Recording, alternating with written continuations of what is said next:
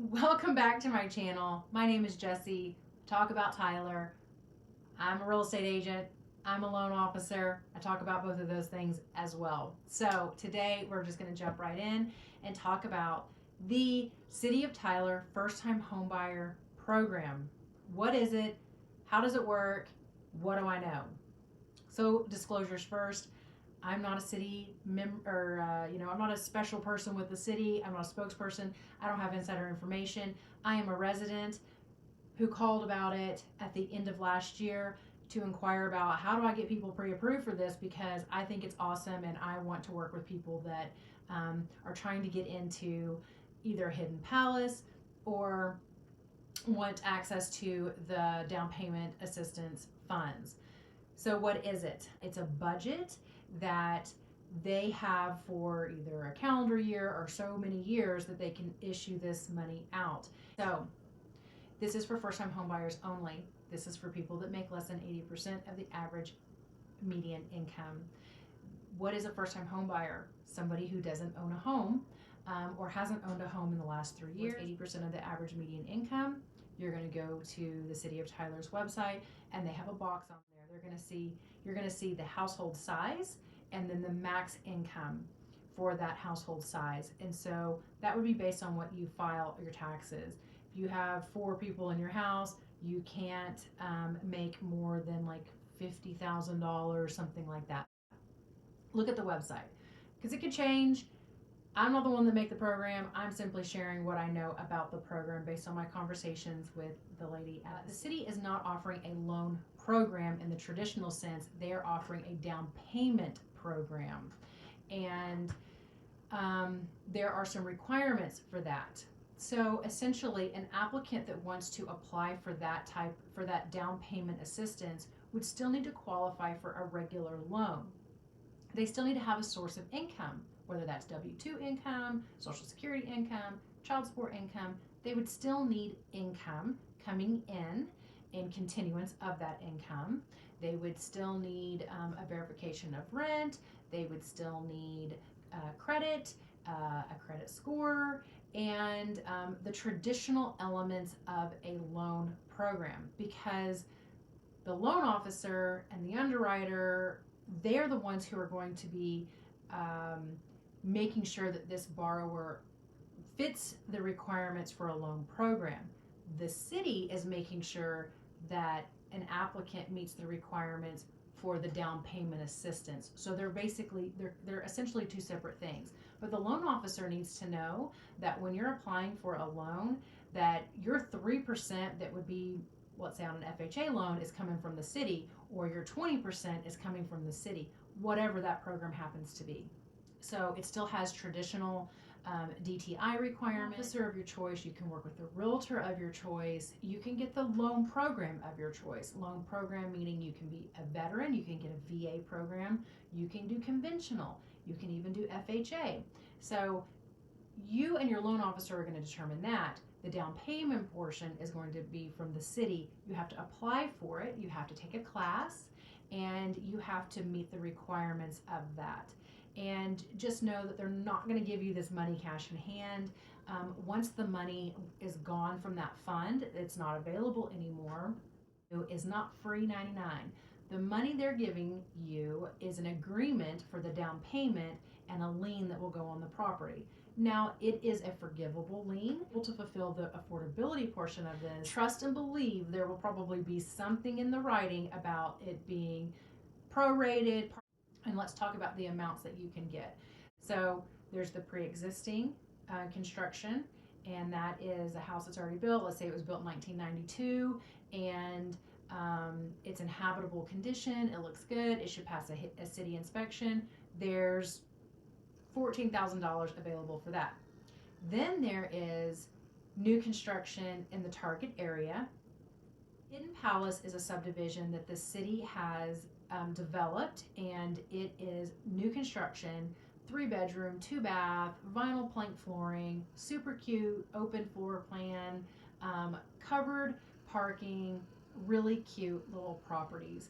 And these properties sell for 170. So they've gone as far as to say we've developed the property, this little subdivision, and we know the pricing of this, and it's going to be 170K. If you wanted that property, then you would be eligible for their max, or you would have the potential for their max amount on their down payment program. According to my contact, she said that that was $40,000 for down payment and $10,000 for closing costs for a total of $50K. But I did the numbers on it, and I said, hey, what if you bought $170,000 property? You got your 20% down from the city, which is about $35K, something like that. And what would that payment look like? Well, if you had a 700 credit score and above, then you're talking about $1,050 for that type of loan. That would be principal, interest, taxes, and insurance on today's rates.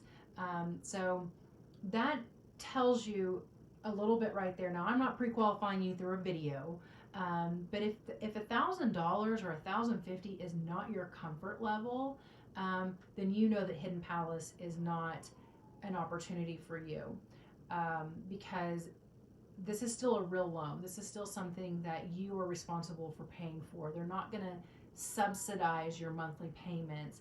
They are essentially providing the public the opportunity to get that down payment and closing cost assistance. So that's kind of the nuts and bolts of it. There is a minimum of, there is a requirement for the occupant to reside in the property based on the affordability period. If you got that full 50K, then you're talking 15 years in the property. You're going to be an owner occupant. Anybody who's on the loan needs to be an occupant in the property. You cannot have more than $15,000 in liquid cash for for the program, but you do need to have your own money in this as well, because you are required to have $1,500 for Hidden Palace as an earnest money deposit, and you're required to have $1,000 for an existing build. So you still have to have earnest money deposit. You're still depending on the property. You're going to need a survey, so you need to have money for that. You're going to need a property inspection. You're going to need money for that. So you do need to have some money in savings to be able to work the traditional portion of the loan program and the buying process. The money that would be available to you after you meet the program requirements of like the first time home buyer course and different things like that the city has put together, that would just be for that down payment. But if you feel like this is a program for you and that you meet those requirements, then let's try and get you pre-approved. I'm willing to work with you. I do want to tell you that I have tried to get people approved for this, and the biggest thing that ends up happening is that the maximum debt that you can have to your income is 45%. So if you've got a high-priced car loan, or you have a lot of credit card debt, or you have a lot of student loan debt that you're making monthly payments on, or you have things in collection that have not been charged off, then all that factors into your debt to income ratio. So take that $1,050 as your mortgage debt and add your additional debt to it. All of your debt must be less than 45% of your gross monthly income. Your gross monthly income is your income before taxes are removed. So you need to really consider that if that's right for you. But I know that there's somebody out there that can get this property. I think it's really awesome that the city went as far as to have a subdivision and this opportunity. I feel like affordable housing is so hard to come by. Certainly for first-time home buyers, they get beat out by cash buyers. They're generally going for these lower priced properties, and investors come in, and it's just, I think it's really cool that the city has an opportunity for some home buyers in the city of Tyler. So let me know if you have any questions. I'll try and answer them the best that I can. Again, I only know what I know based on my conversation with the city. I'm not on the inside loop with anybody. but feel free to leave them below. I'll link the city's information below, and I'll do a little screen grab of the website so you can see what I'm talking about. There's a packet on there. There's an agreement for your loan officer and for your realtor for part of the program. Loan officers, there's a max amount that you can charge. It's like 4% for all of the fees. I priced it, I was below that, but yeah, so I hope this was helpful. I hope that somebody is able to get these. I think it's super exciting, and I will have new stuff coming out. I'm going to tour the Tyler Area Builder Association, so I'm going to have some of these nice, beautiful $700,000+ homes, and what else am I going to have? Apartment reviews. I want to go out to the apartment complexes. And I think y'all can probably hear my son yelling in the background at his Fortnite, so I gotta go. But thank you for watching. Like, subscribe, all of the things. See you on the next one. Bye.